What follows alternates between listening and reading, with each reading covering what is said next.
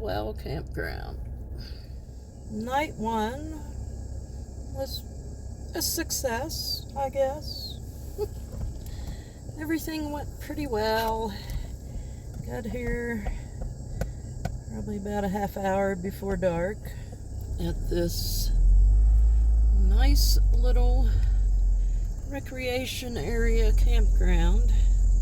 It's called Datil, D-A-T-I-L, Datil Well Recreation Area.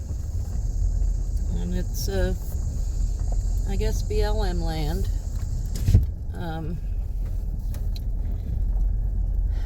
And it was only $5 for the night. And I think if you have like senior pass or whatever, fee was waived or something, or at least discounted. So it might have only been like $2.50 or something for people that have these passes. I'm not yet senior enough to get those discounts, but $5 I thought was pretty good.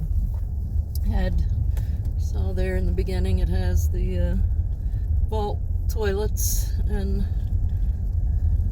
trash receptacles to throw your trash, and they're nice little campsites, and it was quiet. It cooled off. I think it got down to 54 last night here. It was a little warm the first part of the evening till about probably midnight. It was, I don't know, maybe in the 70s or high 70s. But cooled off nicely. I actually had to put a blanket on. I was laying most of the night with no covers. But slept pretty decent. Rue took over my bed, of course, as usual. And they even have handicap accessible campsites marked off for handicapped people. That's nice. So not a whole lot of people, but I mean, you know, there were several spots open. Little visitor center. They have a camp host. Let's see if I can get up here and see it. There's the little camp host house.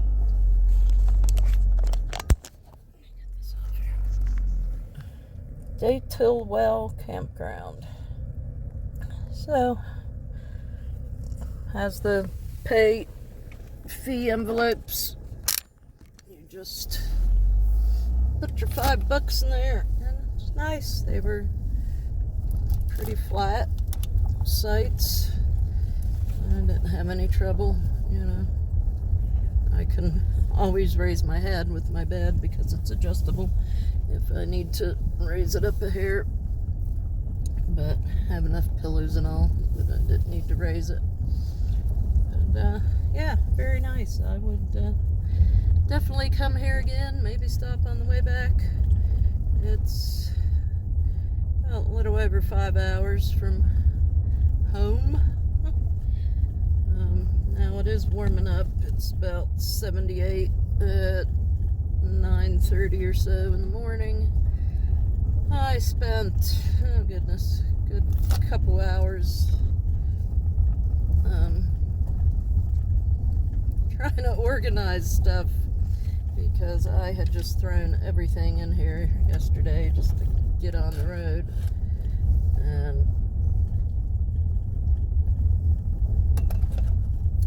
And I still have my front seat full of my clothes bags, but there's room for them in the back. Just right now I didn't want to mess with it, but I did get like most of my food put away, out of the way, and hopefully that'll be exhausted by the time I get to North Carolina, so I don't have to worry about packing. I think I packed more food than I probably need, but I don't think I'll have to buy much for the trip back home because I think I got enough for both ways. But as I use it, I can get rid of a lot of that. So that's it. This is US 60 East in New Mexico. We are about, this area is about 20 minutes east of Pie Town. And then the next town I'll come up to is Magdalena.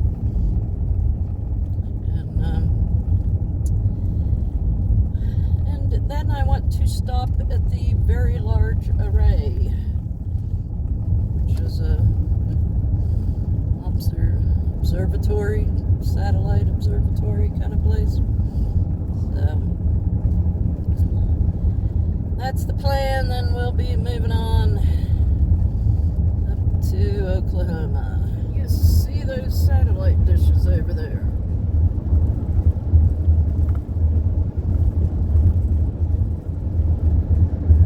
That is called Very Large Array.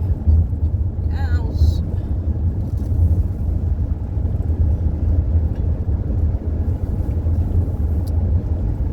Must be talking to the aliens. Who knows? Maybe those cows are aliens.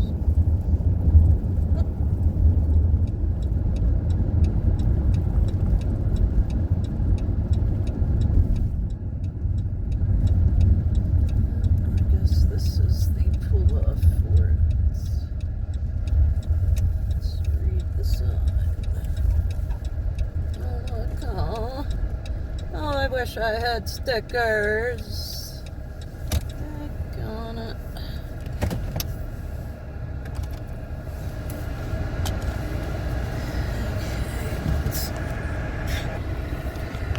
So we are at what Google calls Very Large Array on the map. And I guess it's a very large array of satellite dishes.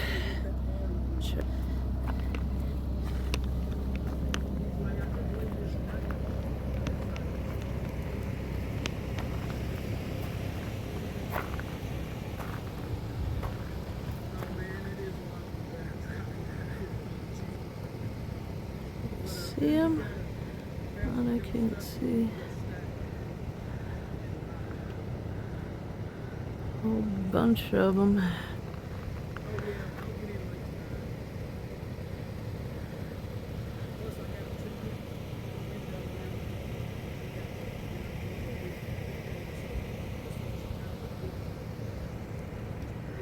Right out in the middle of the cow pastures. So I may have to look into this and see what exactly they are communicating with. But this is pretty cool.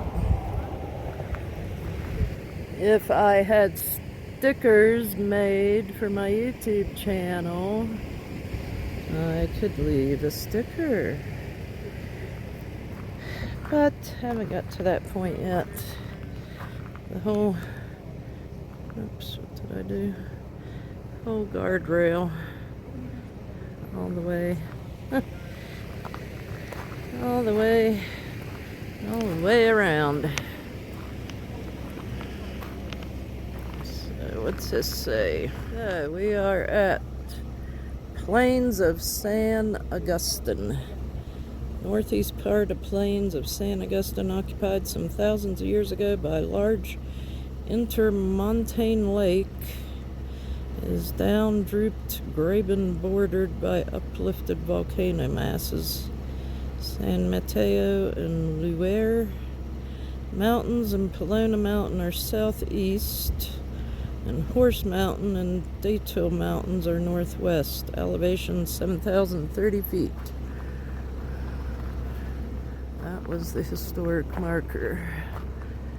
And there, see how close we can get. Where are the mountains?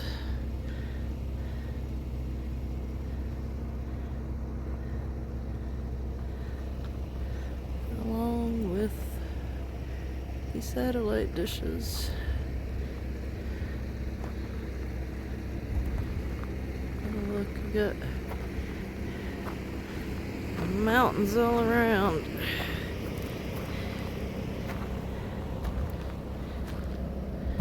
Pretty wild.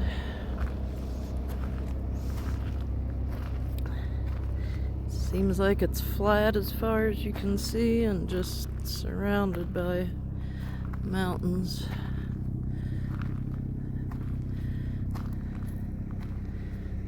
So,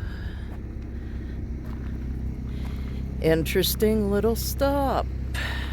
So now we are moving on. We're going to make a stop at Chrysler, New Mexico. Sorry about the air, it's hot. The volcanic fields, lava fields, whatever you call them, Valley of Fire, I think it's called. So we're going to check that out. It'll be coming up next. Stay tuned. So I just realized I stopped like a couple miles too soon. That historical marker was for the San Augustine Plains that I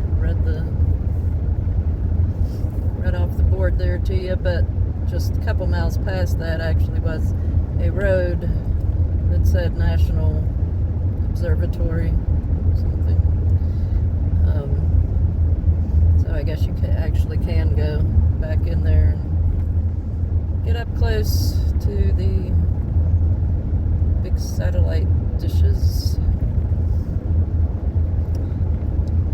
That's probably the only one I've seen out here that I've come across out west. I know there's one in West Virginia down in Green Bank. We've been to several times when the kids were young. We used to take field trips down there to the observatory in Green Bank, West Virginia. But pretty cool. I wonder if they communicate from here in New Mexico to the one in Green Bank. I don't know. But anyway, we are moving on and coming up.